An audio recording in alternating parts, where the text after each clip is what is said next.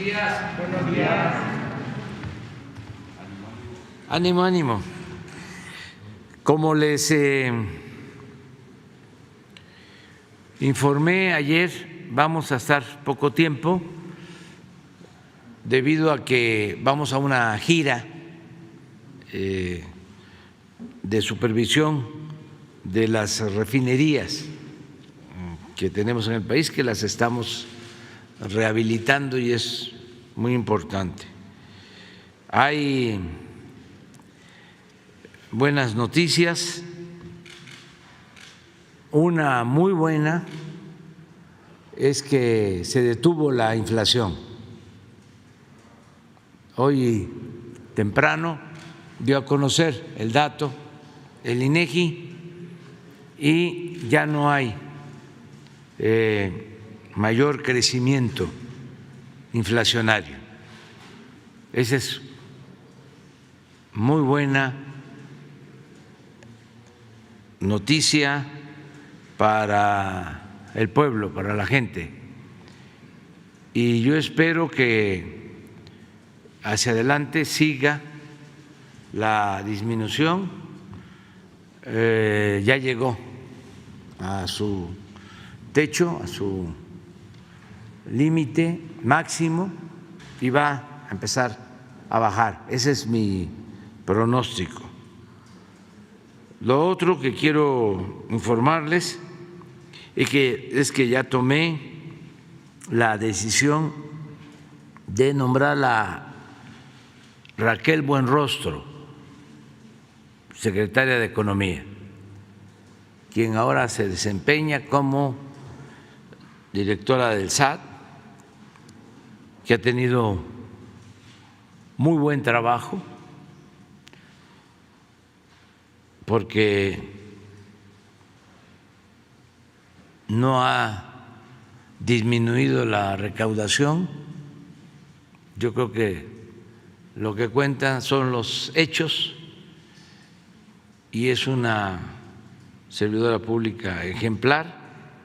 Le tenemos toda la confianza y ella va a ser la próxima secretaria de Economía. Ya, no, pues vamos poco a poco, poco a poco. Ella va a estar como secretaria de Economía, es maestra en Economía, tiene licenciatura en Matemática de la UNAM y maestría en Economía del Colegio de México. Y ya pues se conoce porque ha estado aquí con nosotros en todo lo que tiene que ver con el SAT. De todas maneras, les vamos a entregar su historia pública. Muy bien, pues adelante. 1, 2, 3, 4. Empezamos por ahí. Muchas gracias, presidente. Muy buenos días. Primero, preguntarle sobre la violencia en la Tierra Caliente del estado de Guerrero, esto después de la masacre de hace unos días en San Miguel Totolapan. El día de ayer se difundió un video por parte de un presunto líder criminal que opera en esta región, que acusa al grupo opuesto de la violencia de hace un par de días en este municipio. Preguntarle qué diagnóstico tiene sobre la violencia en esta zona de la Tierra Caliente, si se va a reforzar la seguridad. ¿Y qué opina de que este presunto líder delictivo apodado El Fresa habla de una posibilidad de un acuerdo de paz que pactaría con el alcalde que fue asesinado precisamente en este ataque, presidente? Bueno, se está haciendo la investigación sobre estos lamentables hechos en San Miguel Totolapan, en la Tierra Caliente, en Guerrero. Está abierta la investigación, conociendo todo lo que sucedió, el enfrentamiento, los que participaron, Y sí, también hoy en la mañana se presentaron fragmentos de un video que una de las personas vinculadas a estos grupos dio a conocer. Puedo comentarles que pronto vamos a tener ya información y espero que se castigue a los responsables, que se detenga y se castigue a los responsables. Eso es lo que se está haciendo. No puedo, por razones lógicas, no puedo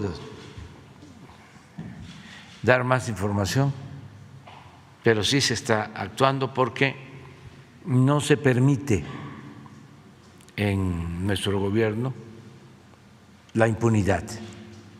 No es como antes, de que actuaban delincuentes, se cometían asesinatos, masacres y no había castigo, entre otras cosas porque había acuerdos con las autoridades. Parezco disco rayado, pero como no contextualizan en el Reforma,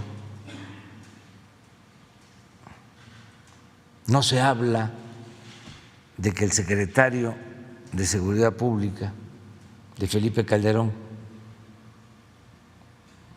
García Luna, está en la cárcel en Estados Unidos por proteger presuntamente a la delincuencia organizada. No se dice que era el hombre fuerte del presidente,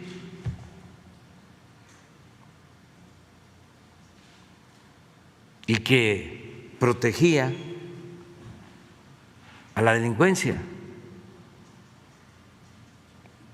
sin exagerar. Si se actuara con el mismo sensacionalismo, ¿no?, con que actúa ahora el Reforma, se podría hasta decir el gobierno estaba en manos de delincuentes. Ellos mandaban. Un asunto gravísimo. Entonces ya no es así. Por eso tenemos cada jueves, como ayer, la sección de cero impunidad. Y vamos a seguir recabando información y aclarando y aplicando la ley en todos estos casos. Presidente, ¿habría un reforzamiento de la seguridad en esta región? ¿Y qué opina de que este personaje del video hablaba de una posibilidad de un acuerdo con el alcalde para pacificar precisamente esta zona? Es que no es un asunto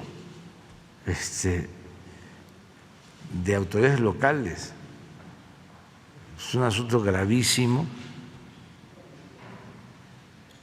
donde pierden la vida 20 personas.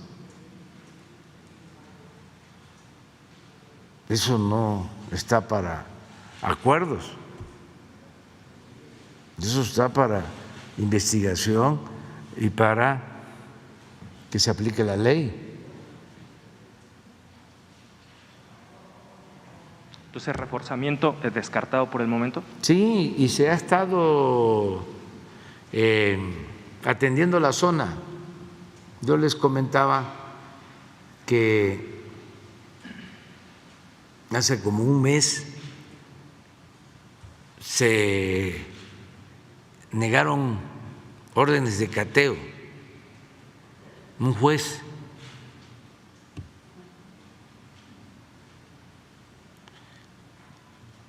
Y ya cuando se autorizaron, pues ya no se encontró nada, al contrario, hubo resistencias de ciertos grupos de pobladores a la presencia del ejército.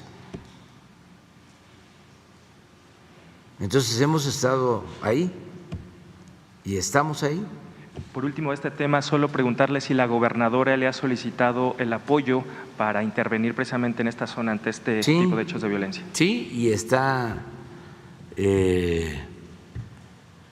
Seguridad Pública del Estado y la Procuraduría, y ellos llevan a cabo la investigación y están haciendo un buen trabajo. Presidente, y en un segundo tema, hace unos días, la semana pasada en particular, el viernes, un juez federal frenó este plan de estudios de la SEP que se implementa en varios centenares de escuelas de todo el país de educación básica.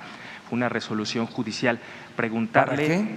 Para frenar la implementación de este nuevo plan educativo de la SEP en 960 escuelas que representan un plan piloto precisamente para echar a andar este nuevo plan.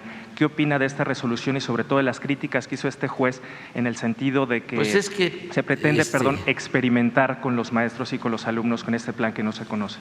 Sí, es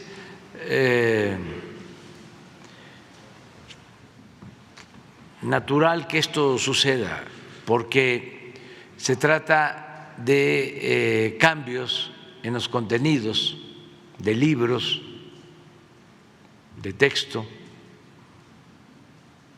y el conservadurismo pues siempre se ha opuesto a la educación pública,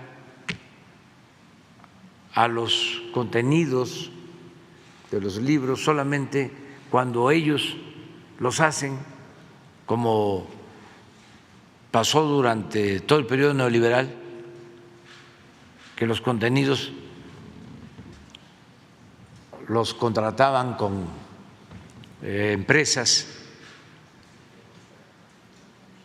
que daban asesoría, empresas vinculadas a intelectuales conservadores, intelectuales orgánicos, que ganaban muchísimo dinero en eso. Y fue el tiempo en que abandonaron la historia, hicieron a un lado el civismo, la ética. Y más atrás, pues el PAN, que seguramente son los que están detrás de esto,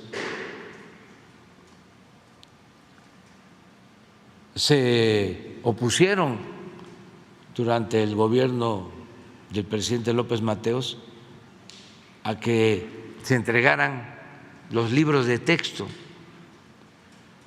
para primaria. Hubieron hasta movilizaciones del conservadurismo en contra de los libros de texto. Afortunadamente no lograron su propósito y gracias a eso pues se editaron libros de texto gratuitos para todo el país. Yo creo que cuando entré a primaria estaban saliendo, creo que un año antes habían empezado a entregarse los libros de texto allá en mi pueblo. Entonces la gente mayor sabe la historia de cómo empezaron a entregarse los libros gratuitos de texto para primaria en contra de la derecha, de los conservadores. Y luego se avanzó con lograr que se entregaran de manera gratuita los libros de secundaria. Dice, es una historia también que me llena de satisfacción, de orgullo, porque estaba yo llegando a la presidencia de un partido y se hizo una reforma electoral en los tiempos de Zedillo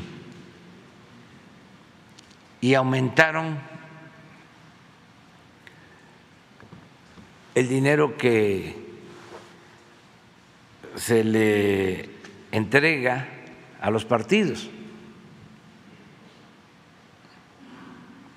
Entregaban, no sé, en aquel entonces, esto es 1995, 96,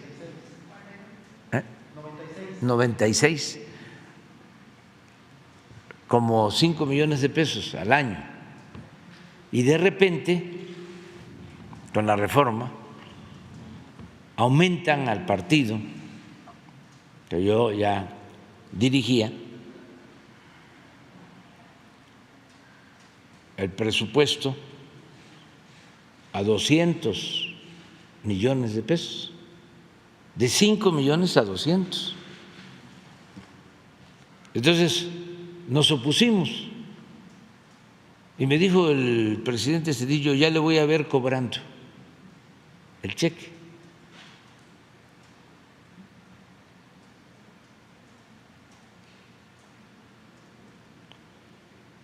Y tomamos una decisión.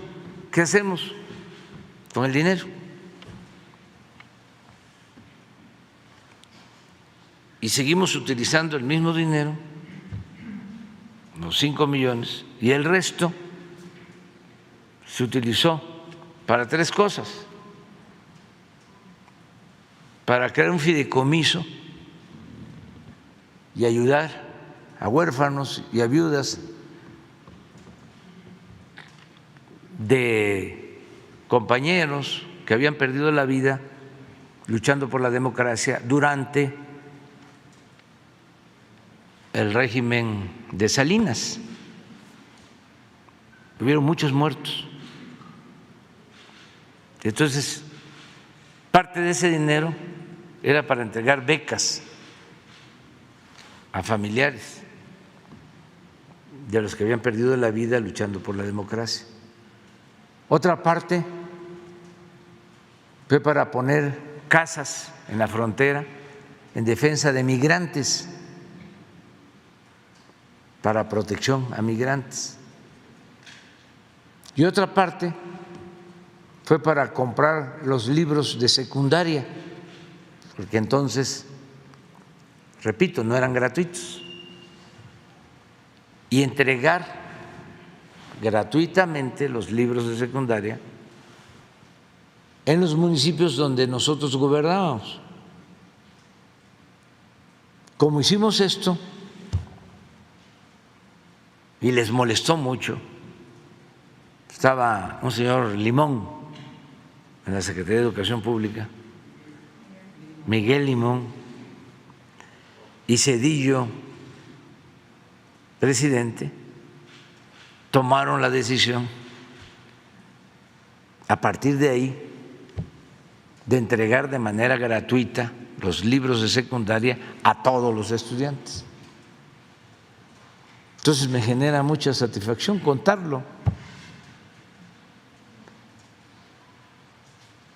De modo que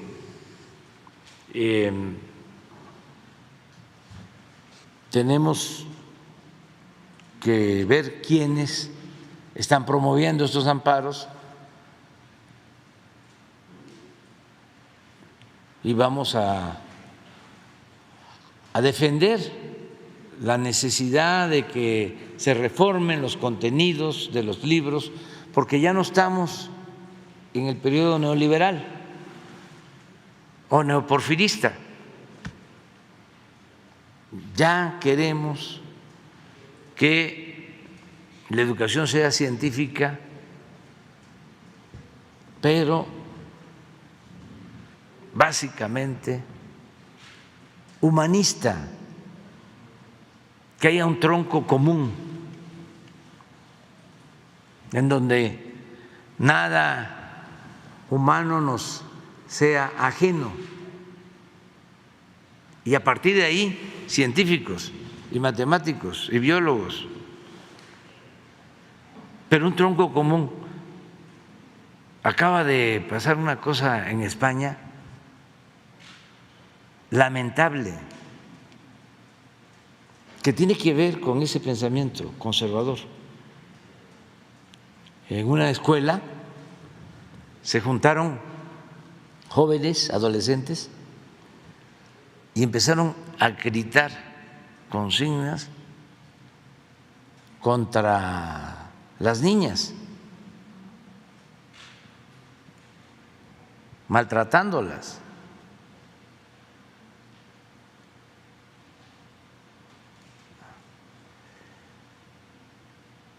Pero una actitud machista, autoritaria, misógina, más que eso, preocupante. Bueno, hasta el presidente intervino. ¿Cómo vamos a estar formando jóvenes así? Claro, estamos hablando de colegios privados de clase media alta y alta, pero pues esos van a ser futuros políticos, futuros médicos, futuros abogados. Imagínense.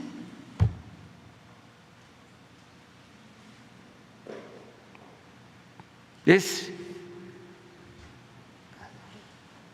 el franquismo sin Franco.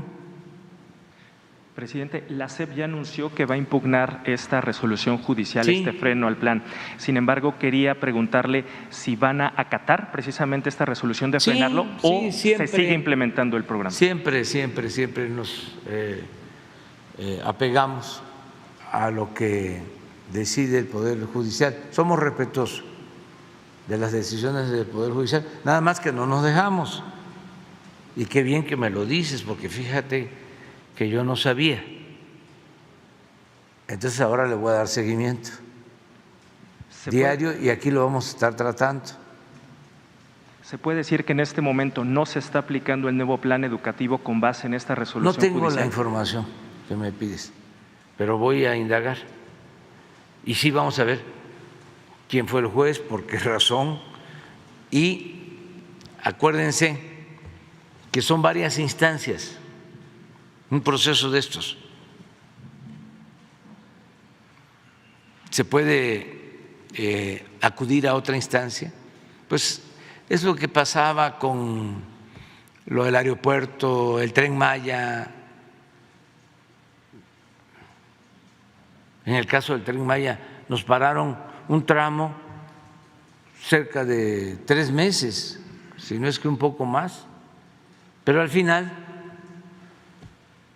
pues se demostró que no tenían razón, que no eran afectados directos, que no eran propietarios, que no había daño social, daño ecológico,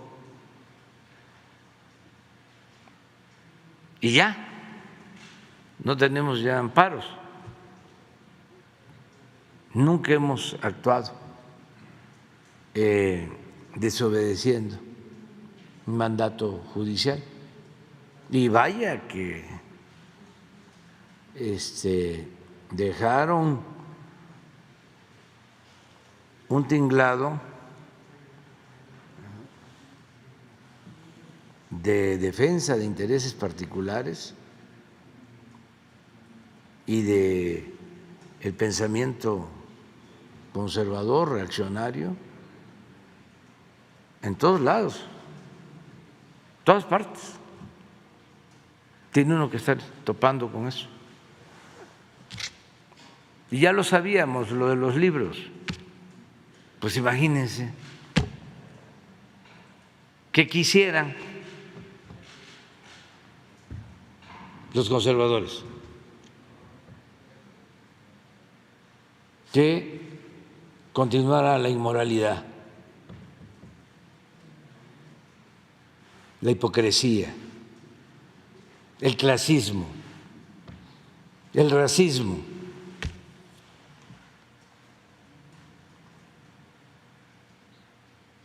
Y en el caso de la discriminación o del racismo, ahí no importa qué nivel académico tenga la persona. Pueden ser doctores en derecho, en economía, en matemáticas, en medicina, y son racistas.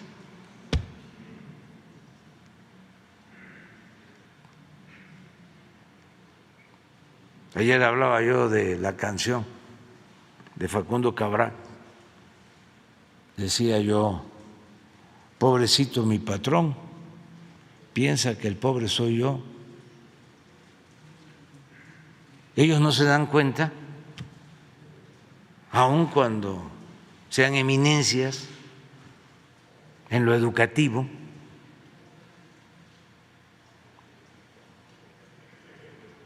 que están actuando de manera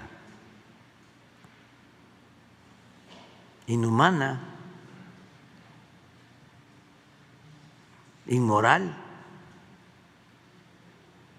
en forma despectiva, discriminatoria. Es para decirles pobrecitos, ¿no? Ternuritas. Ya, hagan algo. No regresen a la primaria, porque, bueno, o sí, cuando ya estén los nuevos contenidos de los libros, para que no actúen de manera racista o discriminatoria.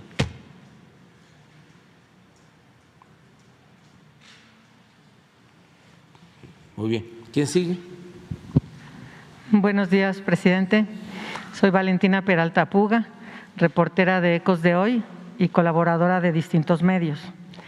Hace 8 meses, aquí en la conferencia, el subsecretario Encinas y la comisionada Quintana nos expusieron ampliamente las razones por las que era importante crear el Centro Nacional de Identificación Humana dentro del contexto nacional de más de 105,000 seres humanos desaparecidos. Enseguida, usted firmó la iniciativa que fue aprobada por unanimidad en las cámaras de diputados y senadores. Se publicó el decreto en el Diario Oficial el 13 de mayo. El 9 de agosto, el subsecretario Encinas le dio el banderazo de salida y encabezó en Morelos la ceremonia de inicio de las adecuaciones del inmueble donde operará este centro. Actualmente se están contratando a las primeras personas expertas para conformar los diferentes equipos de trabajo, entre ellos quienes identificarán a las personas sin vida que se han acumulado por años en las fiscalías locales y la federal y que hoy están alrededor de 53,000 personas abandonadas en fosas comunes en todo el país. En esta lógica de búsqueda, identificación y restitución, el decreto señala que el centro quedará adscrito orgánicamente a la Comisión Nacional de Búsqueda, ya que su operación significa la búsqueda forense con fines de identificación a través de un enfoque masivo con competencia en todo el territorio nacional para encontrar a miles de personas desaparecidas. Usted ha repetido que para estos asuntos tan atroces como la desaparición no hay techo presupuestal para que garantice la operatividad y obtener resultados en corto tiempo. Sin embargo, hay preocupación por el 6º artículo transitorio de este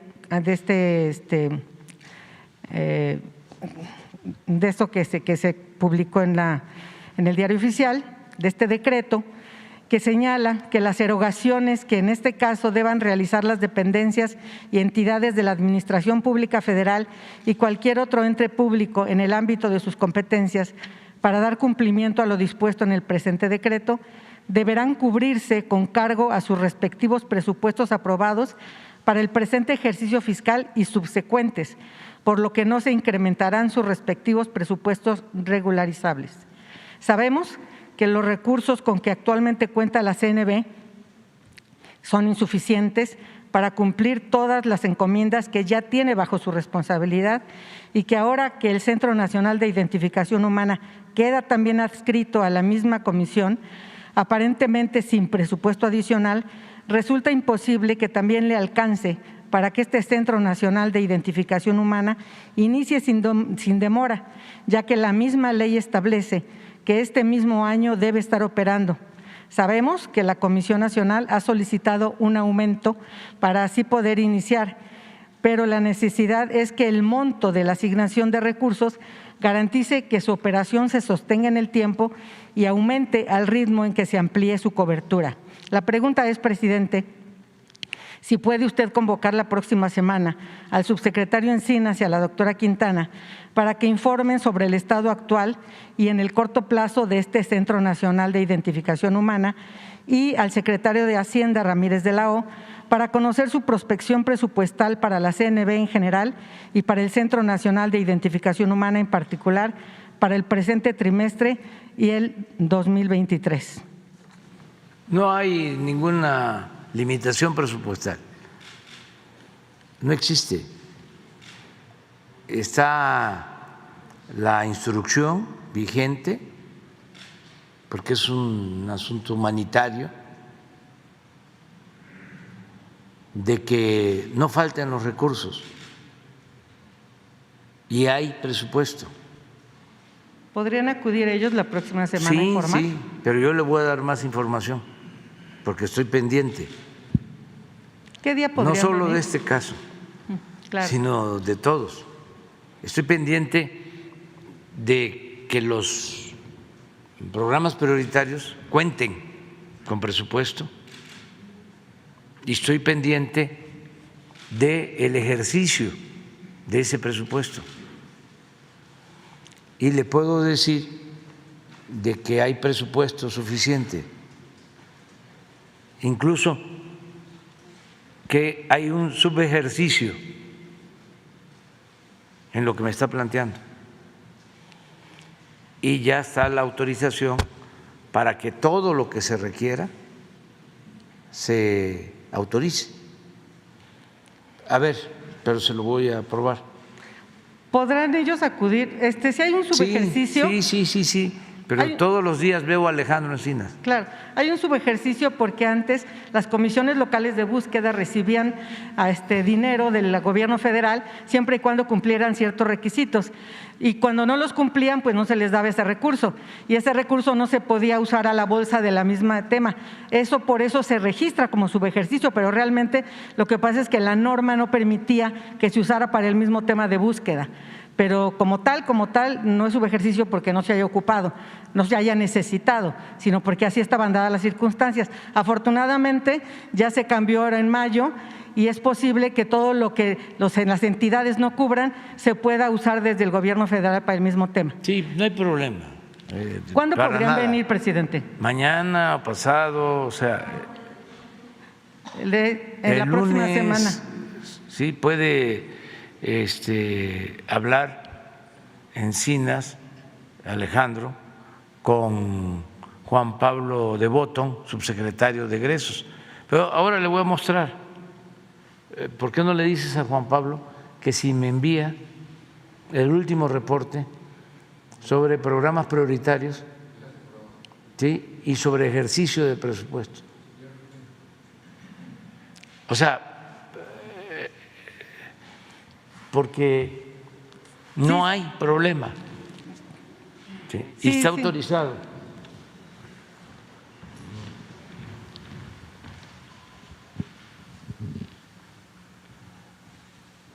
es importante que se conozca esto, ¿no?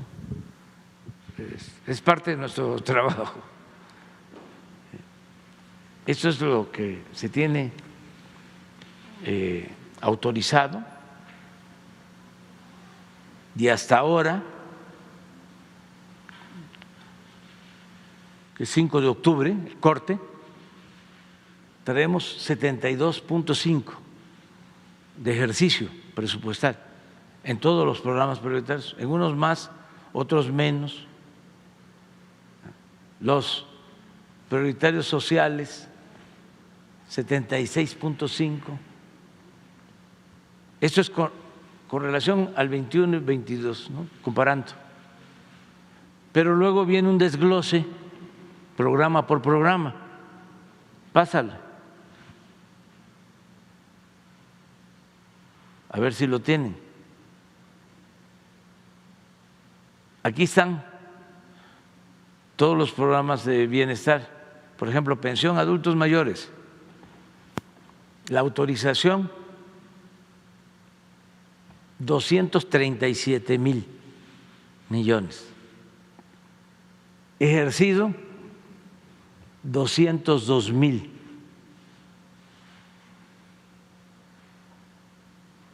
Significa 85%. Este 15% corresponde al último bimestre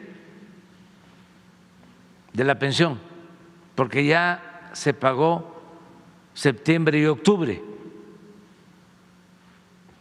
Es decir, lo que falta de ejercer, que son como 35,000 millones, es para tener el 100. Ahí puede ser que nos falte y se tenga que completar.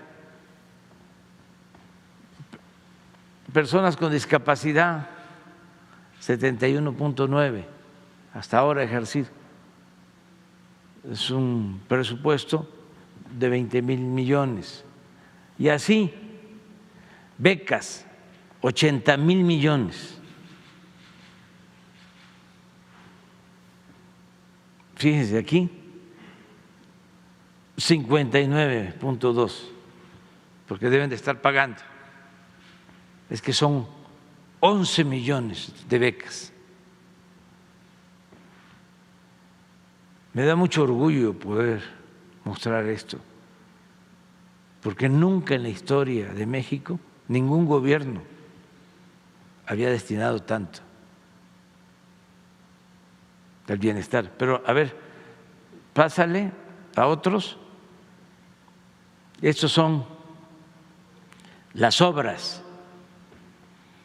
Tren Maya, 93%, 96,000 millones autorizados, 93. La refinería, ya, 63,000.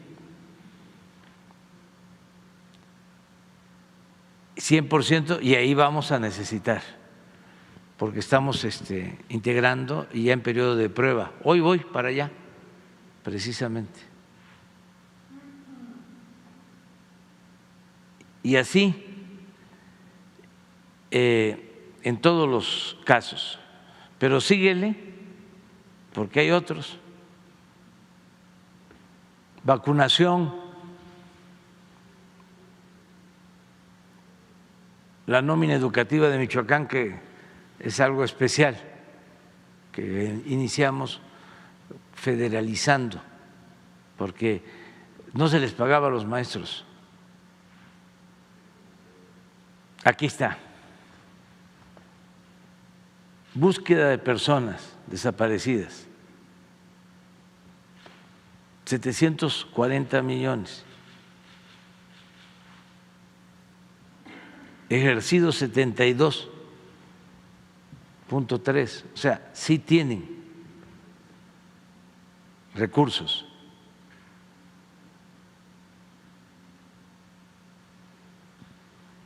Comisión de la Verdad, Ayotzinapa, Es lo mismo, ¿no? ¿O es otro? Ah, no, es otro. Es que va con protección a periodistas. Lo mismo. 56.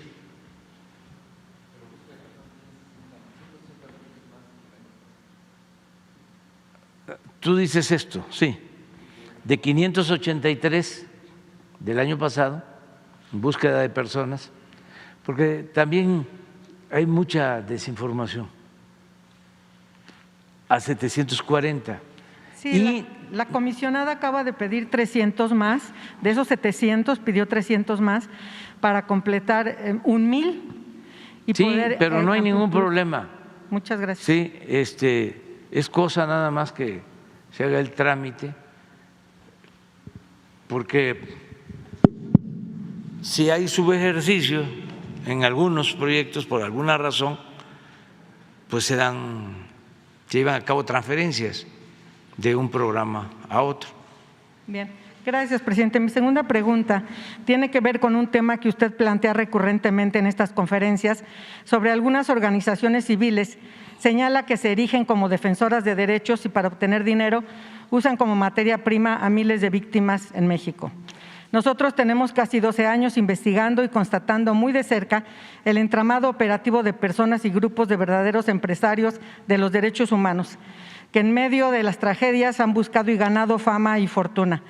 Y desde hace años conforman un coto de poder que propicia premeditadamente la incapacidad institucional, entre otras porque se consideran dueños de las designaciones de titulares y directivos de las instituciones que atienden víctimas.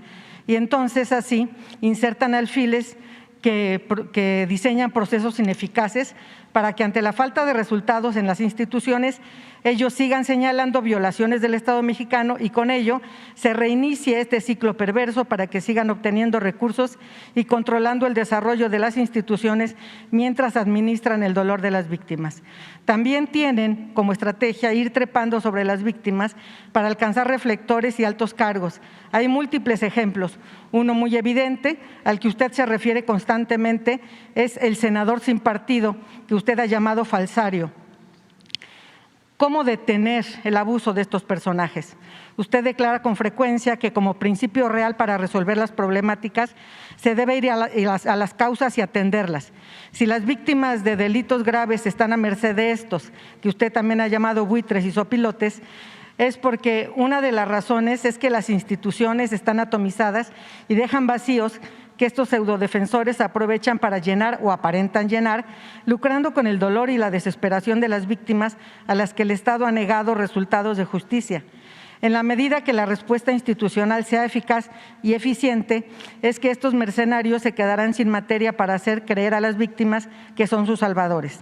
Ahí es donde su propuesta desde hace años sobre crear la Defensoría del Pueblo cobra la importancia enorme de la reorganización institucional para evitar esa línea interminable de ventanillas de múltiples y variadas instituciones, una para defender cada derecho, que gastan más del 80% de sus presupuestos en estructura debido a la burocracia administrativa. Por lo pronto, por un lado, preguntarle si está dispuesto a retomar este compromiso que usted ha mencionado en reiteradas ocasiones y por lo pronto la CEAV, la Comisión Ejecutiva de Atención a Víctimas, requiere de más recursos humanos y materiales para hacer frente a una parte de la atención victimal. ¿Podría usted convocar a la titular de la Comisión Ejecutiva de Atención a Víctimas para que como institución rectora del Sistema Nacional de Atención a Víctimas informe sobre los elementos que urge fortalecer en el sistema y en su institución, y así se eliminen las condiciones que actualmente permiten el oportunismo de estos mercaderes de los derechos humanos? ¿Podría convocarla, presidente? Sí, y además estoy totalmente de acuerdo con tu texto. ¿Me das una copia? Sí, cómo no. Porque coincido plenamente. Y tenemos más que decirles que ya en otras ocasiones lo haremos, que tenemos 12 años insertos dentro de todo este mecanismo y es de veras abominable darnos cuenta cómo se ha generado esta corriente empresarial. Sí, es que crearon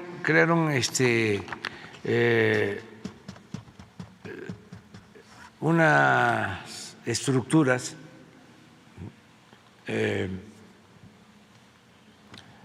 para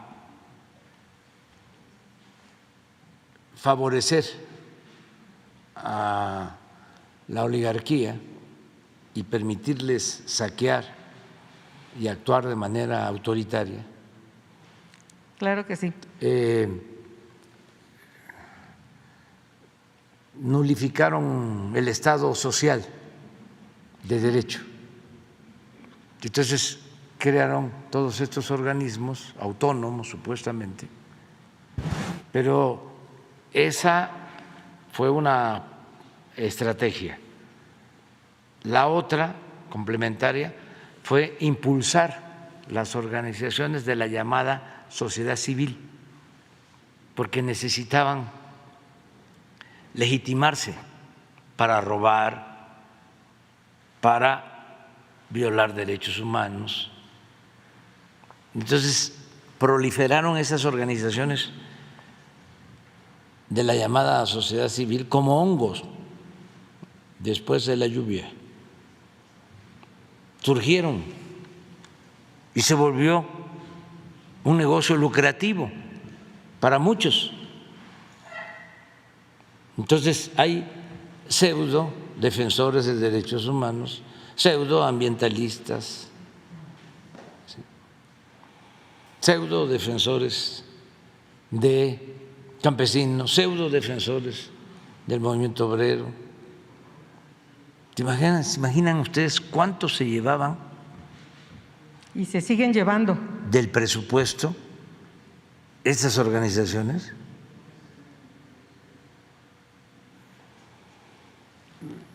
Además, causando daños, porque desmantelan la parte de las guarderías del Seguro Social para subrogar el servicio a organizaciones civiles vinculadas a funcionarios públicos. No hay supervisión, lo que les importa es el lucro y por eso la desgracia de ABC. No rinden cuentas. Nada, nada, absolutamente. Entonces, sí es muy importante que esto se vaya combatiendo. Lo dije en la ONU, porque no solo es el caso de México, proliferó a nivel mundial. En el caso de Estados Unidos, con todo respeto, en vez de tener acuerdos con los gobiernos y destinar recursos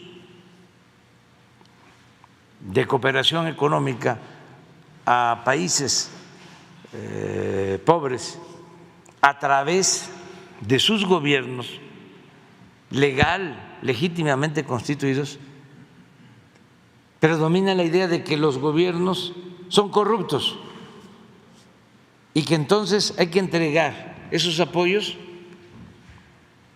a las organizaciones de la sociedad civil. Yo les he dicho,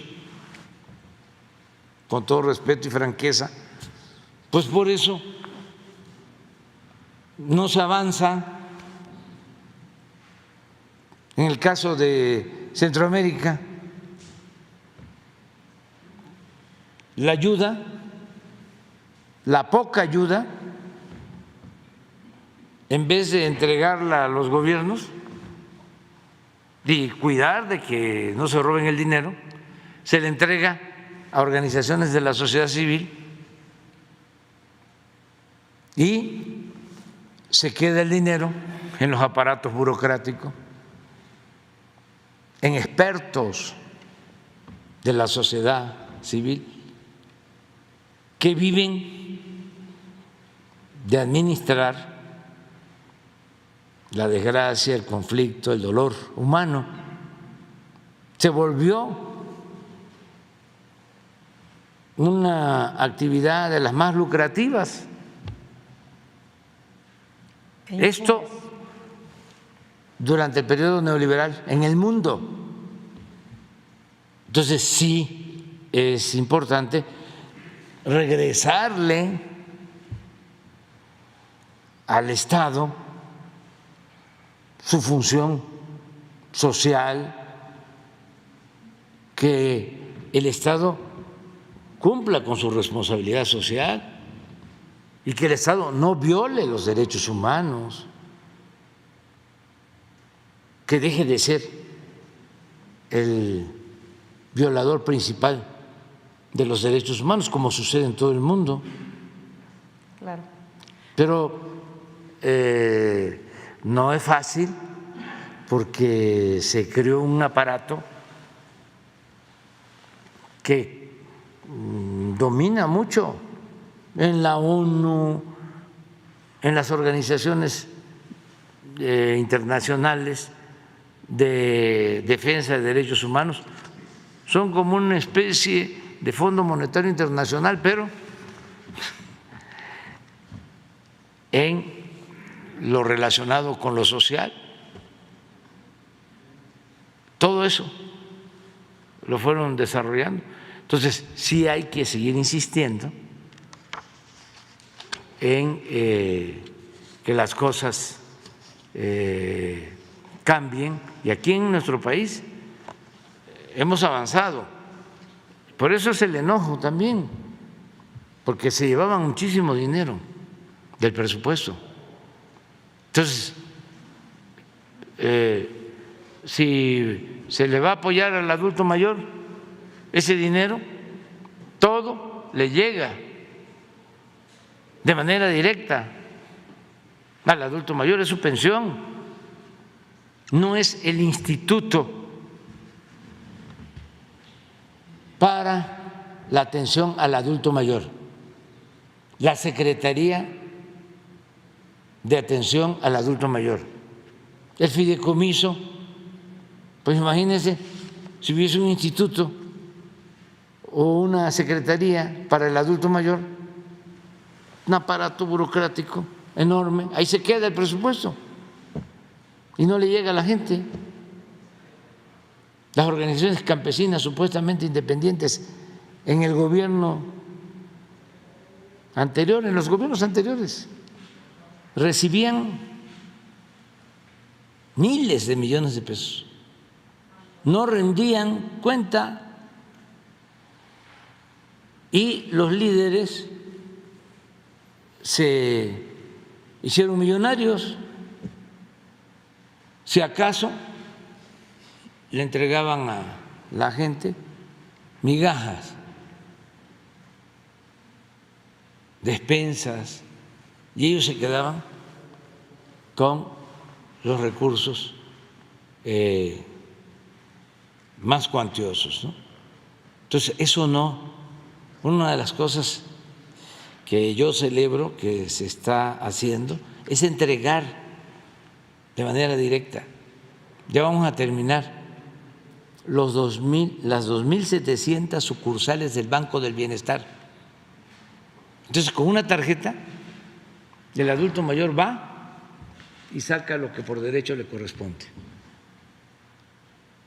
El familiar autorizado de una niña, de un niño con discapacidad, un campesino, un becario, nada de organizaciones para tutelar. Y habían cosas peores, por ejemplo, no pagaban impuestos, de por sí se condonaban los impuestos, pero en algunos casos no pagaban impuestos, eran deducibles los impuestos y de esa manera hacían una sala de arte con lo que no pagaban los impuestos para la élite, o acciones filantrópicas, sí, pero con el dinero de todos, y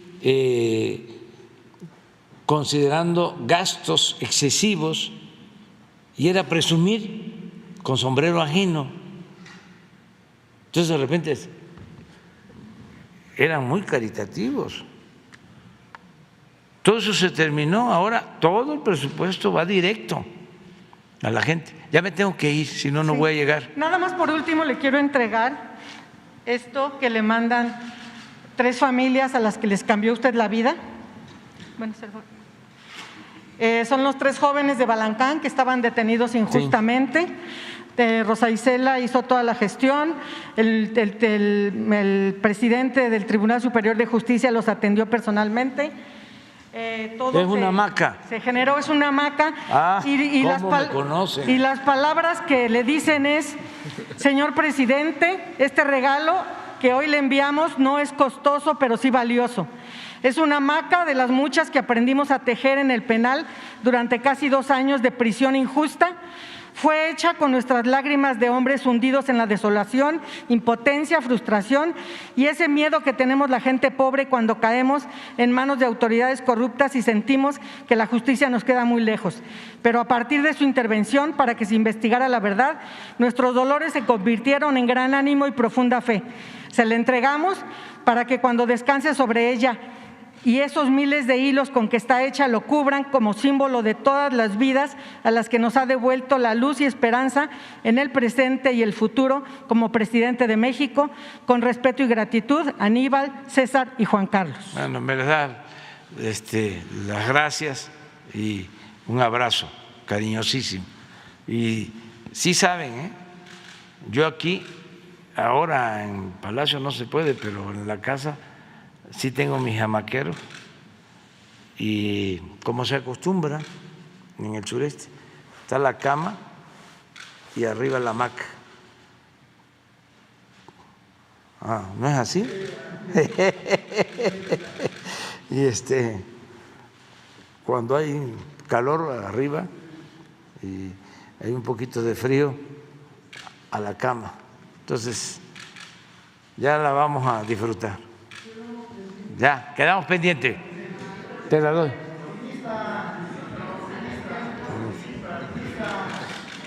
Adiós, adiós.